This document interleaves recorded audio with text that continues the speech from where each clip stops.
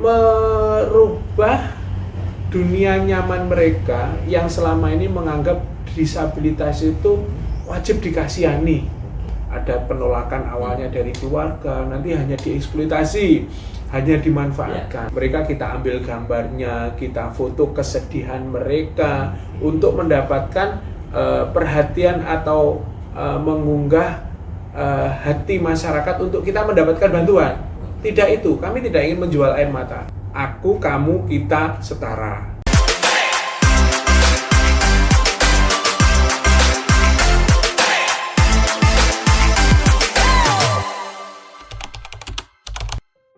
Saudara Supradio, Badan Pusat Statistik di tahun 2023 mencatat ada sekitar hampir 23 juta atau 8,5% dari jumlah populasi penduduk Indonesia mengalami disabilitas. Saya sekarang berada di Galeri Gadisku dan di sebelah saya sudah ada Pak Edi Cahyono selaku founder dari Yayasan Rumah Kinasih. Pak Edi, apa kabar?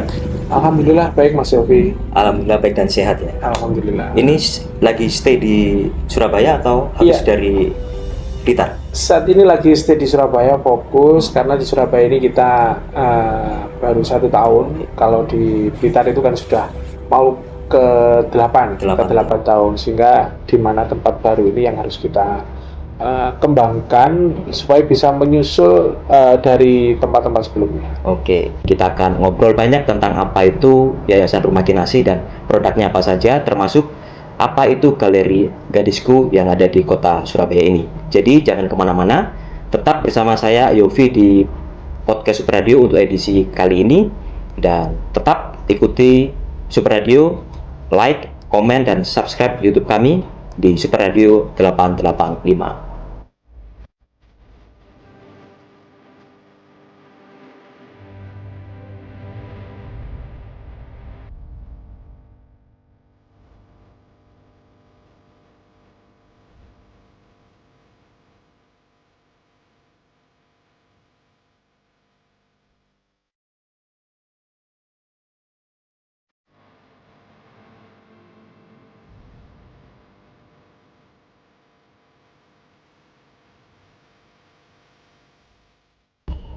Kita bicara tentang Yayasan Rumah Kinasih, Pak Edi. Kan Pak Edi selaku pendiri begitu ya, founder. Apa sih salah satu alasan mengapa mendirikan Yayasan Rumah Kinasih ini?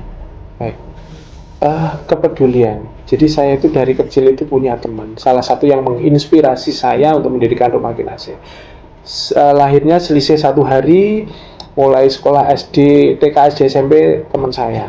Begitu semakin tumbuh dewasa, saya sudah bisa menikmati dunia kerja, bisa memiliki keluarga yang utuh. Teman saya ini sampai saat ini masih tetap karena beliau ini mengalami kedisabilitasan. Nah dari situ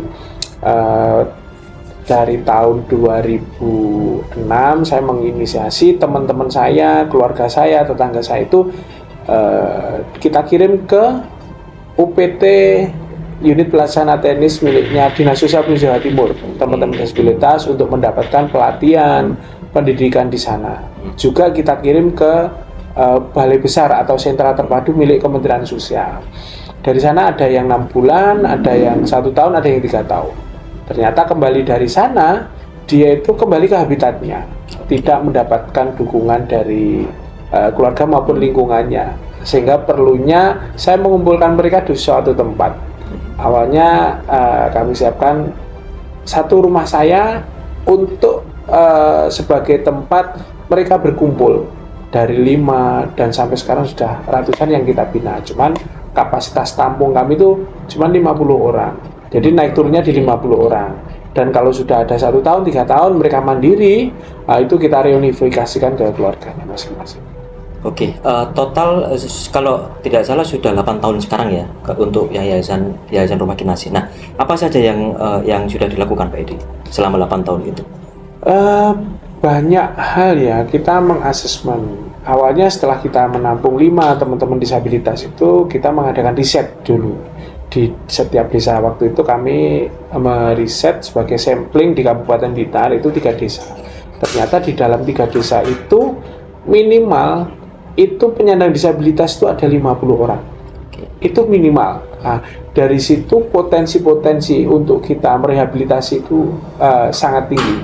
Terus dari itu kita melibatkan teman-teman mahasiswa yang saat itu KKN di kantor desa. Nah, saya yakin teman-teman mahasiswa ini kan mempunyai idealisme yang tinggi. Saya minta kita ajak join dan mereka mencari data itu. Setelah data yang kita dapatkan, kita koordinasi dengan pemerintah setempat untuk mengumpulkan mereka. Mereka kita kumpulkan di suatu rumah kami pribadi untuk merehabilitasi mereka. Di situ mulai muncul ide-ide baru, bagaimana lembaga kami itu bisa memandirikan mereka, dan lembaga kami tidak tergantung dengan donatur atau dengan lembaga-lembaga keuangan lainnya, sehingga kita bisa mandiri. Dari situ setelah mereka kita rehabilitasi dianggap baik, kita berdayakan mereka membuat kerajinan-kerajinan, dan kita mereplikasi programnya Kementerian Sosial. Waktu itu sentra terpadu Kartini Temanggung yang menghasilkan batik-batik ciprat ini. Dari situ kita kembangkan, kita modifikasi, dan kita jadikan barang-barang turunan. Dari hasil itu kita bisa berbagi untuk mereka, mendapatkan royalti, pemenuhan kebutuhan dasarnya, makan 3 kali, tempat tinggal, dan sebagainya. Seperti itu yang kami lakukan. Dan dalam perkembangannya kan sekarang sudah bekerja sama dengan UPT Dinas Sosial gitu ya. Nah, salah satu produknya kalau tidak salah ada Galeri Gadisku ini. Nah, bagaimana ceritanya itu Pak Edi? Ceritanya dari dulu itu kami sudah kenal, berhubungan baik dengan Dinas Sosial Kabupaten Blitar, Provinsi Jawa Timur maupun Kementerian Sosial. Tapi yang sangat intens ini Dinas Sosial karena mempunyai tujuan yang hampir sama. Dalam hal ini kami mengambil segmentasi penyandang masalah kesejahteraan sosial. Satu poinnya yaitu salah satunya adalah penyandang disabilitas. Dari situ saya menghadap audiensi ke Ibu Kepala Dinas, Ibu Restu Novi Widiani sebagai Kepala Dinas Sosial Provinsi Jawa Timur. Kita komunikasi, muncullah dari dua pemikiran itu kita satukan, muncul nama Gadisku. Gadisku itu kepanjangannya Galeri Disabilitas Kinase dan UPT. UPT di sini adalah UPT Dinas Sosial Provinsi Jawa Timur. Nah, UPT yang bekerja dengan kami itu yang klaster disabilitas. Dinas Sosial Provinsi Jawa Timur memiliki 7 lokasi yang menangani penyandang disabilitas. Apa yang dipamerkan di ruang ini? Ruang ini adalah sebenarnya rumah dinas beliau. Akhirnya diberikan kita pengelolaannya untuk menjadi galeri ini. Galeri ini kita pamerkan produk-produk hasil karya teman-teman yang ada di Rumah Kinasi, yang ada di 7 UPT itu. UPT Graita Tuban, UPT Kusta Nganget Tuban, UPT RSBN Malang, UPT RSBD Pasuruan, UPT RSBL Pasuruan, UPT Rungu Wicara Pasuruan. Ini karya-karya semuanya karya-karya anak-anak binaan Rumah Kinasi dan UPT Dinas Sosial Provinsi Jawa Timur. Dan alhamdulillah dengan posisi yang strategis mulai banyak muncul konsumen-konsumen baru. Selain itu, kita juga sering difasilitasi oleh pemerintah Provinsi Jawa Timur untuk mengikuti bazar-bazar yang diselenggarakan tingkat provinsi, nasional maupun terakhir 2020 kami difasilitasi oleh Kementerian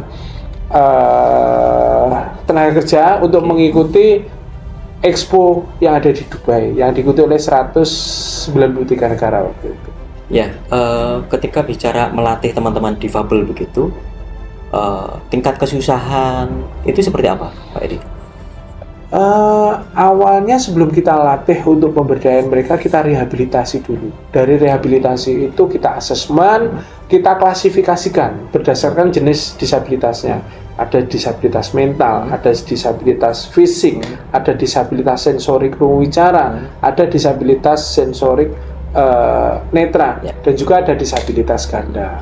Jadi tentunya di situ ada kesulitan-kesulitan disesuaikan jenis kedisabilitasan mereka. Kebetulan saya sendiri tidak punya background pendidikan luar biasa atau psikolog, tidak, karena keseharian kita. Kesulitan kita adalah merubah dunia nyaman mereka yang selama ini menganggap disabilitas itu wajib dikasihani, Oke. wajib dibantu dan sebagainya. Nah, di Gadisku ini mereka dituntut untuk bisa mandiri, membuat karya-karya, merubah kebiasaan dari dunia nyaman ke dunia produktif ini yang kesulitan kita yang perlu proses yang agak lama. Tapi sehingga setelah mereka mendapatkan mengetahui hasil yang mereka terima, akhirnya termotivasi, saya memiliki keinginan untuk mendapatkan sesuatu, ini cara mendapatkannya, seperti itu Mas. Ya.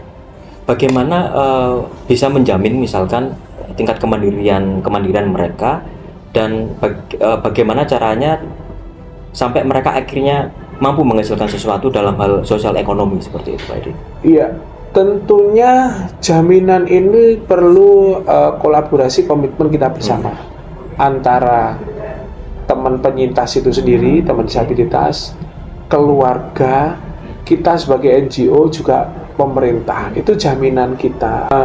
Pemerintah Jawa Timur dan yayasan kami itu akan memberikan layanan yang merupakan jaminan mereka supaya hidup mandiri.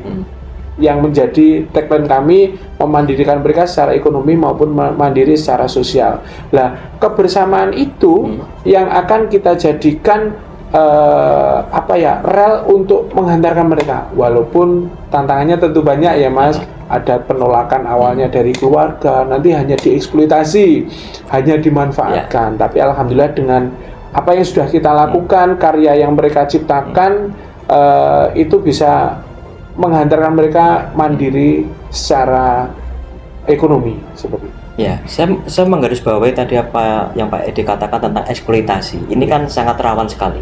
Betul. Bagaimana bisa meyakinkan bahwa Rumah Kinasih dan Gadisku ini itu tidak melakukan eksploitasi? Iya.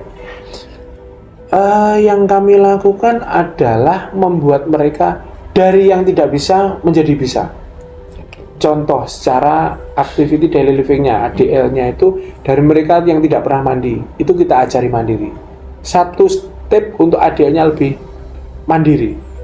Jadi di situ tidak ada unsur eksploitasi, kecuali mereka kita ambil gambarnya, kita foto kesedihan mereka untuk mendapatkan perhatian atau mengunggah hati masyarakat untuk kita mendapatkan bantuan. Tidak itu, kami tidak ingin menjual air mata. Rumah Kinasih dan Gadisku ini tidak ingin menjual air mata. Produk yang dihasilkan pun itu harus memiliki standar kebutuhan pasar. Kalau bisa antara produk yang dihasilkan oleh teman-teman disabilitas dan produk pada umumnya, bila disandingkan itu orang tidak bisa memilih mana yang dikerjakan oleh siapa, tapi memang kita jual dengan karya yang layak dijual. Contohnya produk-produk yang di sini terbukti saat ini Kementerian Sosial dengan Kepmensosnya nomor 50 mewajibkan karyawannya itu setiap hari Selasa memakai batik ciprat yang dibuat oleh teman-teman penyandang disabilitas di bawah binaan Kementerian Sosial. Oke. Untuk kembali menegaskan Pak Edi, yang tergabung di Rumah Kinasih dan Gadisku ini adalah teman-teman difabel dari yang seperti apa? Misalkan apakah cukup daksa saja, terus apakah cukup netra saja, atau seperti apa? Ya, tidak. Gadisku ini memfasilitasi teman-teman penyandang disabilitas dengan multi kedisabilitasannya. Kunya Kinasih itu memfasilitasi semuanya. Di sana ada yang saya sebutkan tadi, ada yang disabilitas fisik, daksa, ada yang disabilitas intelektual, ada yang mental, ada yang ganda, dan sebagainya. Kita fasilitasi. Ya, terkait dengan biaya, misalkan. Nah, berapa yang harus dikeluarkan oleh keluarga jika ingin setidaknya seperti misalkan menitipkan keluarganya yang difabel ke Rumah Kinasih? Kalau di Rumah Kinasih selama ini free. Free ya? Ya, free selama ini. Tapi ada keluarga yang support untuk kebutuhan tambahannya mereka. Walaupun free diterima kami, tapi perlakuannya sama. Makan 3 kali, berstandar pemenuhan gizi dasar, tempat tinggal sama.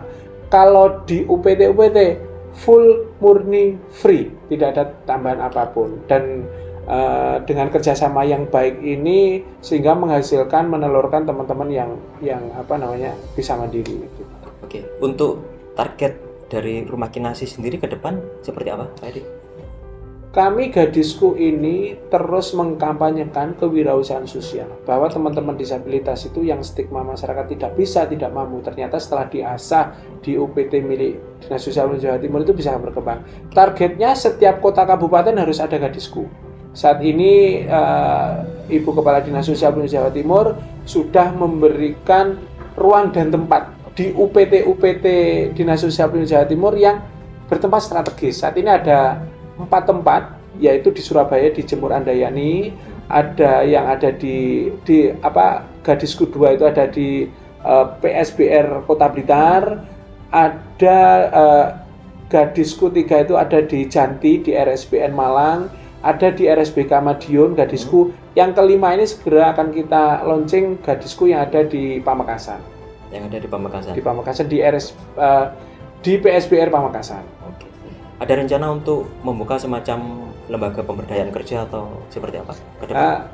Program baru kami itu sudah kami lakukan. Kita bekerja sama dengan beberapa pengusaha, juga dengan Apindo untuk menawarkan. Kalau Rumah Kinasi sudah mengawali dari beberapa tahun yang lalu, kita menyalurkan tenaga kerja disabilitas berdasarkan Undang-Undang Nomor 8 2016 bahwa setiap lembaga atau BUMN itu wajib memperkerjakan 2%. Kalau swasta itu 1%.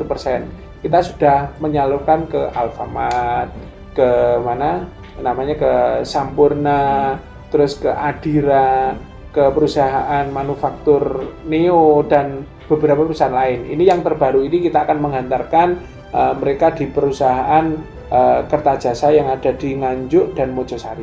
Ya. Kalau boleh tahu Pak Edi, total yang sudah disalurkan berapa sampai sekarang? Saya tidak menghitung ya. Yang jelas kalau semuanya dari Rumah Kinasi dan saat ini kalau 100-an sudah lebih. 100-an sudah Dan lebih. itu kita berikan free. Kita tidak memungut sepeser pun dari pencari kerja maupun dari pemberi kerja. Monggo, haknya langsung diberikan untuk teman-teman yang mencari kerja, yang pencari kerja. Dan harapan kami tidak ada perlakuan khusus dan tidak ada perlakuan beda. Semua harus sama. Ya. Seperti moto Gadisku ini, aku, kamu, kita setara. Closing statement tentang disabilitas apa Pak Edi? Perlu dukungan kita semua, perlu sentuhan kita semua, karena mereka itu tidak butuh dikasihani, tidak butuh dirasa ibai, tetapi bagaimana kita sebagai masyarakat yang diberi kesempurnaan oleh Tuhan Yang Maha Esa, Allah Subhanahu wa Ta'ala, dengan ini kita harus memberi akses dan kesempatan untuk mereka, sehingga kita bisa bergandeng tangan, merangkul mereka untuk bisa mandiri secara ekonomi maupun mandiri secara sosial. Teman-teman semuanya penyandang disabilitas, jangan takut, jangan segan. Hubungi Gadisku yang ada di Surabaya dan gadisku yang kami sebutkan tadi untuk hidup lebih baik, untuk mendapatkan ilmu, pengetahuan, bimbingan menuju kemandirian ekonomi maupun mandiri secara sosial. Mungkin itu closing statement-nya. Baik, terima kasih Pak Edi untuk waktunya. Sama-sama Mas yang Yopi. sudah menyediakan ruang dan juga tenaganya. Sama-sama. Oke, terima kasih. Ya, Saudara Supradio, itu tadi adalah perbincangan saya dengan Pak Edi Cahyono selaku founder Yayasan Rumah Kinasi. Dan saya juga ada satu ungkapan kata penutup bahwa disabilitas itu adalah tentang kita semua. Artinya bahwa disabilitas dan kita adalah hidup yang setara. Saya Yofi pamit. Kita berjumpa kembali di podcast edisi yang akan datang, tentunya dalam suasana yang jauh lebih menyenangkan dan menggembirakan. Sampai jumpa dan salam merdeka.